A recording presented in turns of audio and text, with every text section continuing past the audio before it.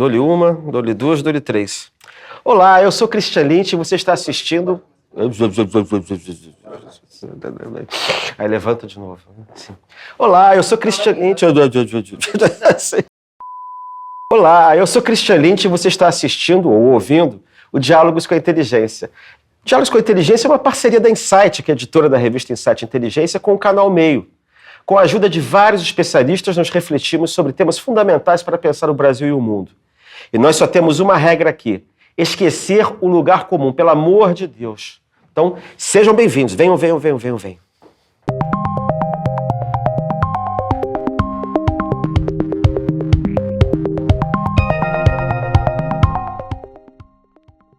No Diálogos dessa semana, nós vamos receber o jornalista e presidente da Academia Brasileira de Letras, Merval Pereira. Eu imagino que a maioria das pessoas deva saber quem é Merval Pereira, né? Pelo amor de Deus, se você vê em site de inteligência e não sabe quem é Merval Pereira, tá coisa errada aí. Mas não custa nada relembrar, né? Merval é um dos maiores jornalistas do país. Ele foi editor executivo do Jornal do Brasil. Ele foi editor nacional da Veja, diretor do Globo e desde 2003 ele tem uma coluna fixa no jornal. E, como se não bastasse, comentarista da Globo News e do CBN. Ainda tem tempo para entrevistar ele, já acabou. Bom, nós não podemos dizer que o Merval escreveu para a revista Insight Inteligência. Né? Afinal, ele ainda não escreveu. Mas, felizmente, ainda nós temos muitas edições pela frente para contornar esse óbice e tornar, né, esse fato uma realidade. Bem-vindo, Merval. Ficamos tão felizes de tê-los aqui. É uma honra danada para a gente. Ora, o prazer é meu. Estou como velho leitor da Insight Inteligência, é um prazer imenso estar aqui. Que ótimo.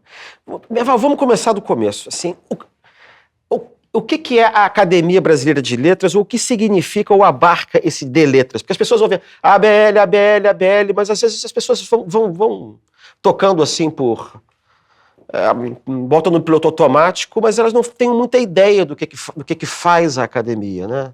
Olha, a academia nasceu como tendo a Academia Francesa como espelho, né? E, sendo assim, ela começou como Academia Brasileira. Essa foi uma discussão que, na inauguração, na fundação da ABL, foi mantida pelo Joaquim Nabuco e Machado de Assis, dois com ideias diferentes. O Machado de Assis achava que devia ser só de literatos. E o Nabuco queria ampliar essa representação, incluindo os notáveis do país. E acabou prevalecendo o Nabuco. Mas não se sabe exatamente quando nem porquê, quer dizer, porque a gente imagina, mas não sabe. Alguém botou de letras no nome da academia. Claro que devia ser um adepto da tese do Machado de Assis. Mas, na prática, isso não prevaleceu. Então, o que a academia hoje faz é abrigar os notáveis de todas as manifestações culturais do país. Isso aprofundado nos últimos anos, mas já marcado. Santos Dumont foi da academia. E aí diziam, que nível ele escreveu? Aí alguém, eu esqueci o nome, a pessoa dizia, escreveu nas estrelas. e entrou o Santos Dumont. E mais recentemente a academia teve Paulo Coelho, por ser um autor brasileiro mais vendido no exterior e também pelas letras das músicas que são fantásticas. E tivemos o Nelson Pereira dos Santos, foi o primeiro cineasta a entrar na academia. E então a ideia hoje é que a academia tem escritores, evidentemente, a gente o escritor é uma figura básica da academia, mas também receba as grandes personalidades do país, né? Em várias situações. Tem médicos, temos juristas, temos jornalistas, e não necessariamente por serem escritores de livros. O Castelinho, por exemplo, Carlos Castelo Branco, escreveu um livro de contos, mas entrou por ser um grande colunista político, analista político, o maior da nossa geração. Então, a ideia na academia, a definição é que a academia zele pela língua nacional e pela literatura brasileira. Mas a ideia ampliada, e que a gente quer ampliar sempre, é que represente a cultura nacional, a cultura brasileira. Muita gente reclama, diz que não é a Academia Brasileira de Cultura, mas a Academia Brasileira de Letras. Mas na França, por exemplo, você tem uma academia francesa, mas tem várias outras academias de cultura, inclusive. Mas aqui nós não temos. E a gente acha que a Academia Brasileira de Letras deve cumprir esse papel ampliado de incentivar a cultura brasileira. Olha, pelo que eu me lembro bem, eu acho que você tem razão, porque a categoria que existia na época de letras não era... era literatura, mas aquilo que se compreendia por literatura era jornalismo, eram os historiadores, eram literatos de ficção, porque, por exemplo, o outro era literatura de não ficção. Eu acho que se aproximava um pouco do que aquele crítico literário paranaense grandioso que escreveu aquele monte de livros, chama História da Inteligência Brasileira. Eu acho que é um pouco essa ideia de inteligência isso. a que você se refere. É isso, a ideia hoje que prevalece é exatamente essa, é refletir a inteligência brasileira e continuar aprofundando essa aproximação de cultura, de expressões culturais. O Gil tem uma definição disso, é palavra cantada. Então é a letra de música, né? E assim por diante. O Moacir Scliar dizia que o jornalismo é um tipo de literatura. Então tem mas você veja, os médicos, por exemplo, que é uma tradição da academia ter os grandes médicos brasileiros, nós temos hoje o Paulo Niemeyer Filho, mas já tivemos Carlos Chagas, Oswaldo Cruz, e por aí vai, também uma parte dessa cultura brasileira, né? Um quadro nacional de prestígio que a gente quer ter dentro da academia. Então, a academia tem uma função de representação e tem uma função de propagação, né? Dessa cultura. Se a gente fica nesses dois tópicos, aí o primeiro leva imediatamente à seguinte pergunta: como se recrutam os membros da academia? Porque como é feito para você escolher? Como é que a academia seleciona? Porque existe cada vez mais complicado selecionar. Porque no tempo que a academia foi feita eram 40 membros, a população do Brasil devia ser de 15 ou 16 milhões de habitantes. Né? E era mais fácil ainda porque 70% era analfabeto. Tinha poucas letras, por assim dizer. Né? E hoje você tem 210 milhões e acho que você tem 7% de analfabetos só. Quer dizer, a concorrência vai aumentando. É difícil, mas é uma coisa natural. Primeiro tem as pessoas que se interessam em entrar na academia, né? Então, você, durante muito tempo normal, quando não tem vaga e tal, você vê as pessoas que querem se aproximar da academia de alguma maneira. Hoje, por exemplo, você tem a Revista Brasileira, onde muita gente que não é acadêmico escreve. Já é um passo. Nós temos toda semana ciclos de palestras. E aí os candidatos, os pré-candidatos e tal, frequentam essas palestras, têm a oportunidade de conhecer os acadêmicos, conversar com... Essa coisa vai sendo moldada. E nós também sempre temos grupos dentro da academia que levantam propostas. vamos botar o fulano, vamos botar o cicrano, tá? E aí se forma também um certo consenso. Às vezes não há consenso e há uma disputa, né? Mas geralmente você tem dentro da academia grupos que defendem este ou aquele candidato. Às vezes o destino resolve essas questões.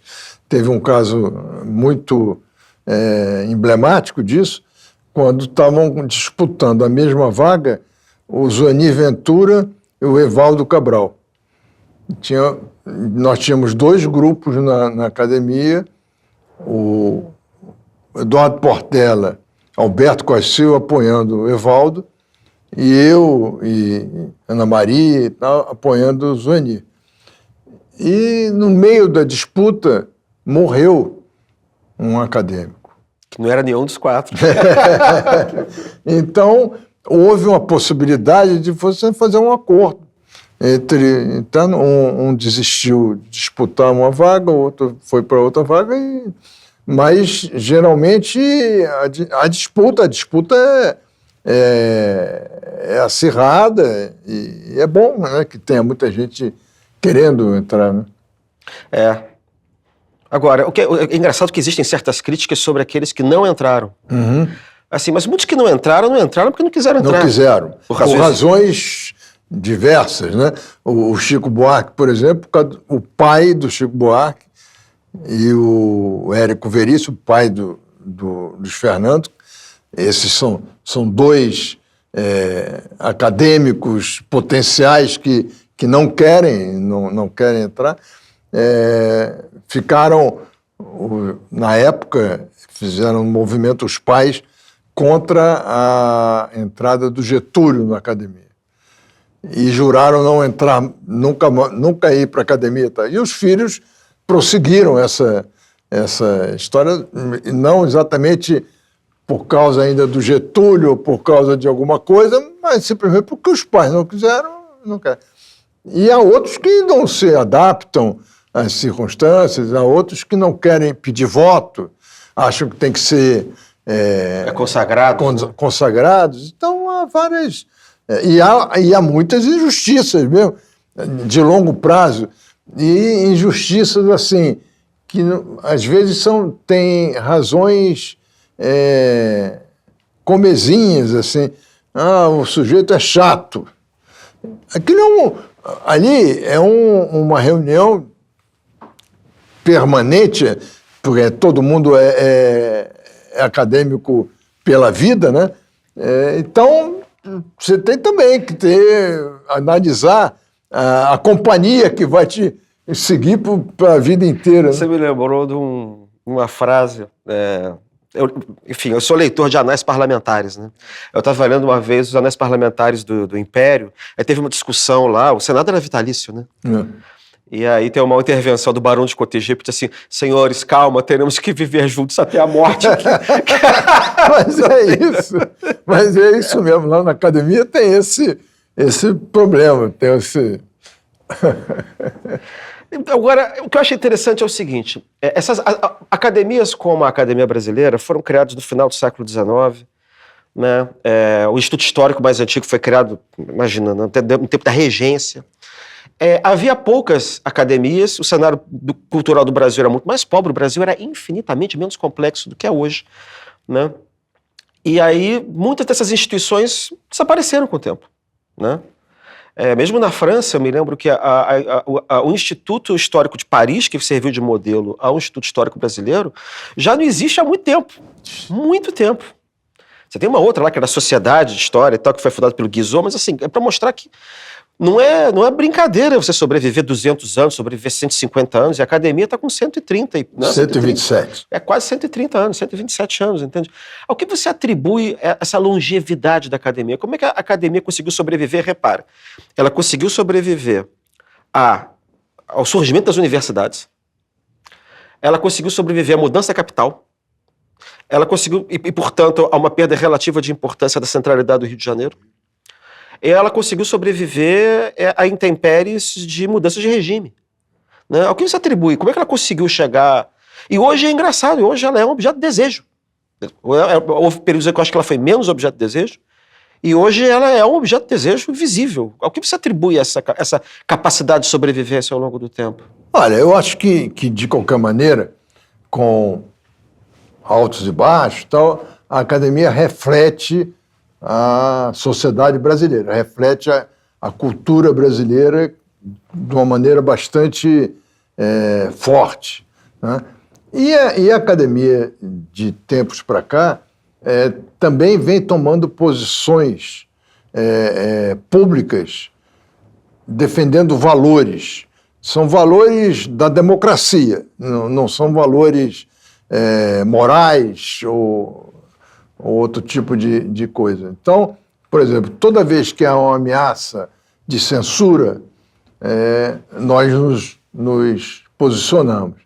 Nós não defendemos, não temos ação partidária, não temos absolutamente nenhuma ação que vise a política, o dia a dia da política. Mas nós nos sentimos na obrigação de defender valores como a liberdade de expressão, valores como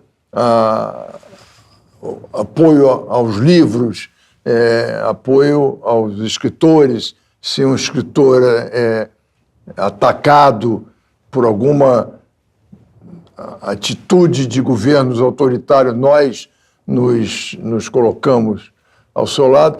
Então, acho que também a academia se transformou, uma coisa que sempre foi, mas está sendo mais marcadamente realizada nos últimos anos, é essa ação em favor de questões que são fundamentais para o exercício da literatura, o exercício do jornalismo, o exercício do ensino nacional. A gente não faz manifestos a favor do ensino, contra o ensino. Agora, a gente faz manifestos quando vetam livros nas escolas, por razões muito mais políticas do que razões que possam ser debatidas. Então, a gente tem feito na academia reuniões com autoridades da área de educação, ampliada, né? A gente já vamos receber o ministro da Educação, Camilo Santana, recebemos já a ministra da Cultura, Margarete Menezes, porque a gente quer levar às autoridades os anseios e as demandas da classe cultural, que é um objetivo da academia, é representar a cultura brasileira em todos os seus aspectos. A academia, de um modo geral, eu acho que isso está no Machado de Assis também. Aliás, se a gente consegue pegar um pouco o que o Machado pensou, como o Nabucco pensou, era assim: nós temos que representar a cultura. O Machado, por várias razões da vida dele, não tinha ele tinha muitos amigos na política e eles eram adversários uns dos outros. Ele era funcionário público, então ele tinha que não podia se expor demais quando falava de política. E a academia ela é criada num momento muito complicado da vida política brasileira, que é a primeira ditadura militar que o Brasil teve, que foi o governo do Marechal Fernando Peixoto, né? Então ela tem uma posição um pouco assim de afastamento da política. Mas, ao mesmo tempo, quando a gente pega a concepção do Nabucco, era assim: mas nós não podemos excluir as pessoas relevantes politicamente que tenham, enfim, também trabalhos literários, enfim, que se destaquem dessa maneira. Então, mas quer dizer, você traz o brilho do político para dentro, mas você não politiza a instituição. Isso, não é exatamente. Isso? Tá. Mas, recentemente, houve um governo que parece que obrigou, digamos assim, a academia a tomar posições um pouco mais de defesa, né? Um pouco mais, que eu nem diria que foi algo de politização, eu acho que foi algo de defesa institucional. Né? Como é que foi esse período lá? Olha, a gente...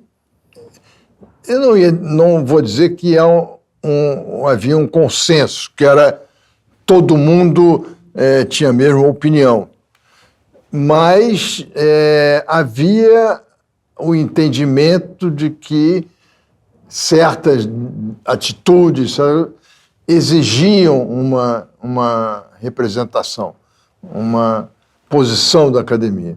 E houve quem discordasse, mas nunca foi maioria. Sempre houve a ideia de que a maioria achava que realmente exigia uma... Então não houve nenhum grande problema quando a gente enfrentou tentativas de censura e esse tipo de coisa. Não houve nenhum grande embate político. Nós não temos embates políticos de nenhuma maneira, a não ser no chá, mas é conversa, não é nenhuma conversa individual, não tem posição política nenhuma oficial, né? Não houve grandes problemas, quer dizer, foi um momento de muita tensão, mas internamente nós não tivemos nenhum embate mais sério, não houve isso. Eu vou resistir à tentação de perguntar como é que se dão esses chás, o que é que vocês comem, quais são as conversas, porque isso aí é o sacro sacrorum da academia, né? onde ninguém entra. Eu vou me restringir a perguntar o seguinte: quais são os desafios mais recentes da academia? O que você acha que andou mudando muito nos últimos 20 anos, por exemplo, desde que você entrou? E de que maneira você acha que a academia tentou ficar à altura dessas mudanças? Né? Porque houve mudanças geracionais, houve mudanças... Né? A gente transitou de um período... mudanças culturais, mudanças de tecnologia, mudanças de produção da própria literatura. Literatura no sentido amplo, no sentido das letras. Né? Como é que vocês fizeram para se adaptar? Olha, eu acho que a grande mudança na academia eu sou presidente há 3 anos, esse é o 3º ano, tem mais um. Aliás, essa coisa do mandato é muito interessante, porque no estatuto do Machado, do Joaquim Nabuco, a eleição é anual e renovável, e não tinha limitação de renovação. Então, o Ostergel ficou 30 e tantos anos, ia renovando todo ano. E aí quando o Ostergel morreu, a academia resolveu limitar. Aí ficaram 2 anos, uma eleição e uma reeleição. Recentemente, o Lucchesi foi o primeiro e eu sou o segundo, a gente passou para 4 anos, porque 2 anos era muito pouco para concluir alguma coisa, alguma obra e tal. Então agora são 4 anos, uma eleição e 3 reeleições. Mas então a academia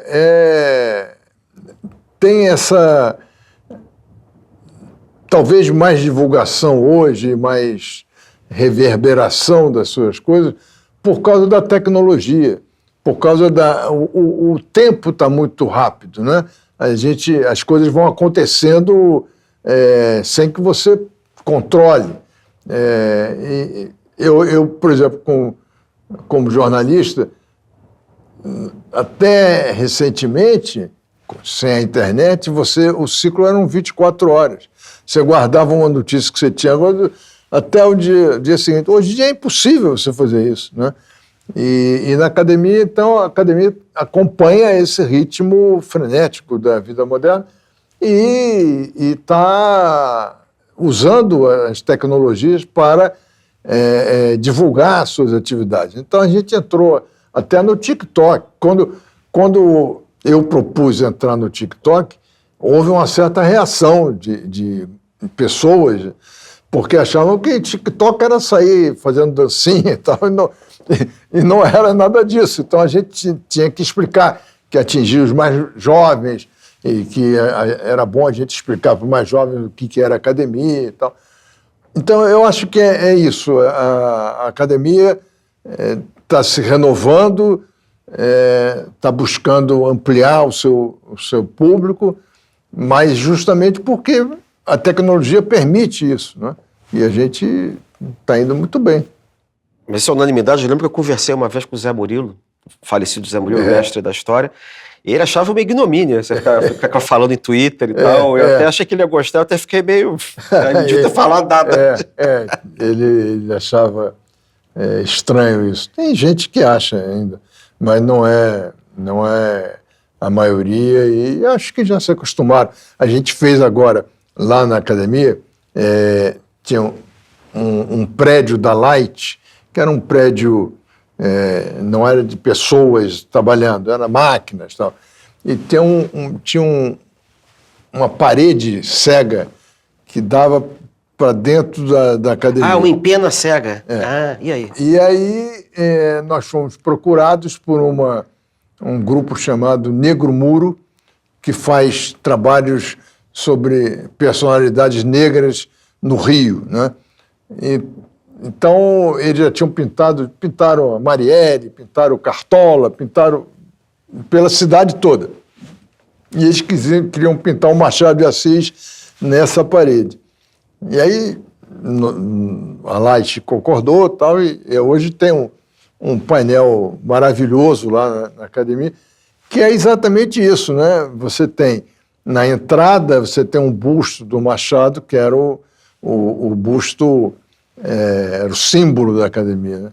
E agora, acima dele, tem um muro com um mural, que é uma coisa nova, a academia também se adaptando a esse tipo de representação que está espalhada pela cidade, né? Então tem que adaptar, né? Jacaré que cochila vira bolsa. Exatamente. Não podemos perder tempo com idiosincrasias, com coisas... Mas você disse que você estava falando antes essa coisa dos mandatos. E como é que é quando tem eleição lá? Tem chapa, tem plataforma, tem programa de governo, tem santinho, tem boca de urna? Tem chapa única. Assim que é bom. Nunca houve nenhuma chapa concorrente. E a gente encaminha sempre consensualmente. Quando você teve a sua... Bom, eu imagino que deve ser bem um programa de governo, assim, digamos assim, de 2 em 2 anos. Quando você foi eleito, eu acho que eu estava, inclusive, na sua eleição. Na sua posse. Qual foi o seu programa de governo, assim? Não teve, não. Quer dizer, as pessoas acabam... Da administração, né? Governo é um pouco forte. Não. Como a gente convive semanalmente, ou 2 vezes por semana e tal, e as pessoas sabem quem é quem, o que pensa, o que quer. Tá? Então não é necessário você fazer um programa, né? Por exemplo, logo a primeira coisa que eu fiz quando eu entrei foi mudar o logotipo da academia, modernizar a academia na sua representação gráfica. Houve debate no plenário, mas eu não tinha prometido isso e nem tinha dito que faria. E nem pensava em fazer. A coisa surgiu naturalmente porque eu chamei o Felipe Taborda para fazer a revista brasileira, que a gente ia reformar, e ele me fez uma proposta que eu achei muito bonita. E na discussão a gente foi acertando os detalhes, houve uma reação inicial muito forte, porque era uma representação, aquela coroa de louros, e a de Mortalitata e tal, tinha saído, aí pediram para voltar, a gente adaptou e tal, e acabou dando certo. Mas assim, não há nada assim... a revista mesmo, eu sabia que tinha que mexer nela. Quando a Ana Maria foi presidente, ela me convidou para dirigir a revista brasileira. Eu topei e depois acabei não podendo porque tive que fazer um blog no jornal, essas coisas. Mas eu sabia que a revista era uma revista importante historicamente, que precisava dar uma modernizada. Aí chamei a Rosisca para... Então, mas não há esses planejamentos, projetos e programas, não há, não. Tem que ter planificação, tem que plano quadrienal, plano trienal. Não. E você acha, então, que hoje quais são as necessidades da academia? Quais são os desafios que você vê para frente? O que você está vendo aí de mudança, para além dessa dimensão tecnológica, que exija a atenção da academia para o Brasil e para o mundo? Não, por exemplo, uma coisa objetiva, a gente não se apresentava, não tinha representação na Bienal do Livro há anos.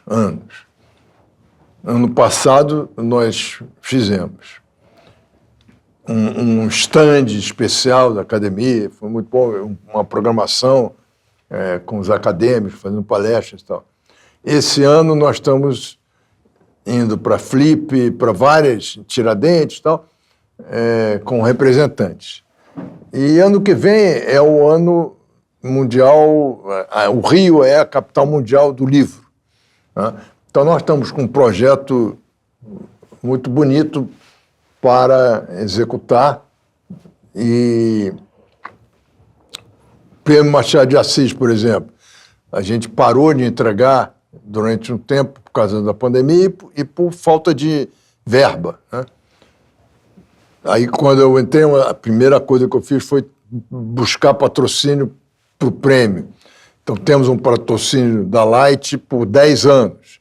Então, já garantimos que é um prêmio importantíssimo que não pode ficar desaparecendo assim. Então, eu acho que nós temos, ano que vem é ano Brasil-França. Então, nós já estamos preparando coisas aqui no Brasil e na França também. Então, a gente tem que aumentar essa nossa participação nas coisas públicas, né? E temos um problema que é um problema permanente, que é de financiamento, né? Ao contrário da Academia Francesa, a gente não tem nenhum financiamento do governo, e nem queremos ter. Financiamento permanente. A francesa recebe uma verba pública, mas o governo tem direito de vetar candidaturas, o governo tem direito de fazer várias coisas. Isso a gente não quer. Agora, a gente precisa, o prédio que a gente tem lá, né, que foi construído pelo Austragésio, que foi uma fonte de renda excepcional para a academia durante anos e anos, com a crise financeira, com a pandemia, com a crise do centro do Rio e tal, os aluguéis caíram muito. Então, a gente está buscando novas fontes de renda, mas teria que ser uma fonte permanente, como era o prédio. Porque senão você fica o tempo todo buscando patrocínios. Temos tido patrocínios sempre muito bons, mas é inseguro, né? Esse planejamento que você poderia fazer, a gente não tem como ter certeza de que vai conseguir. Então, eu acho que o grande projeto da academia, além de continuar todas essas atividades que a gente tem e tal, é pensar uma maneira que o Austragésio pensou muito bem e pensar uma outra maneira de manter a academia financiada para as suas... Agora, temos projetos de longo prazo interessantíssimos. O dicionário da academia, por exemplo, nós estamos fazendo.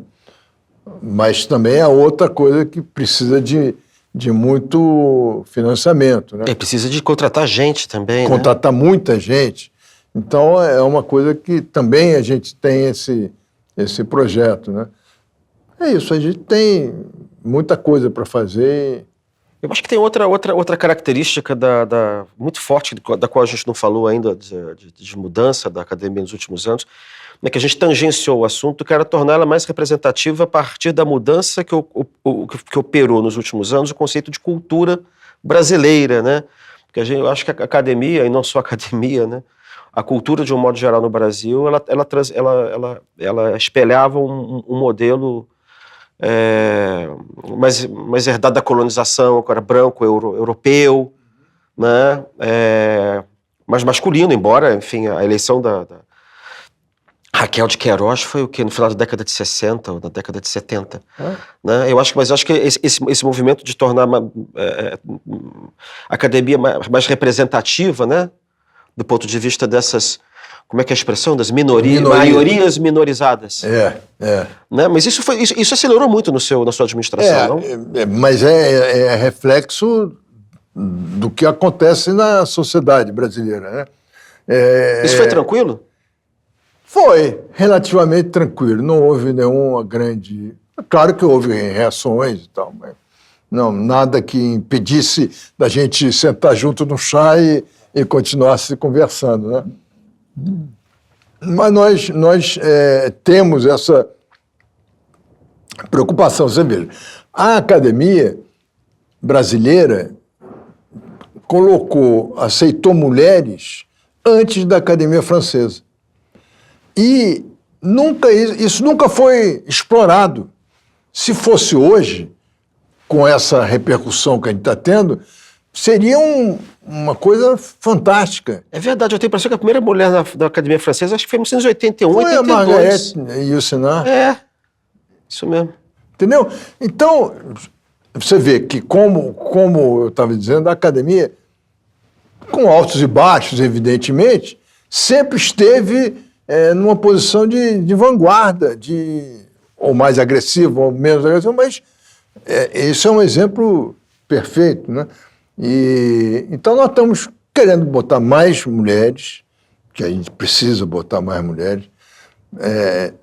Pusemos o Gilberto Gil, que combinava ser um músico negro, um fazedor de cultura negra com a música, né, que é a palavra cantada, que é uma ampliação do que é letras, do que é palavra, né?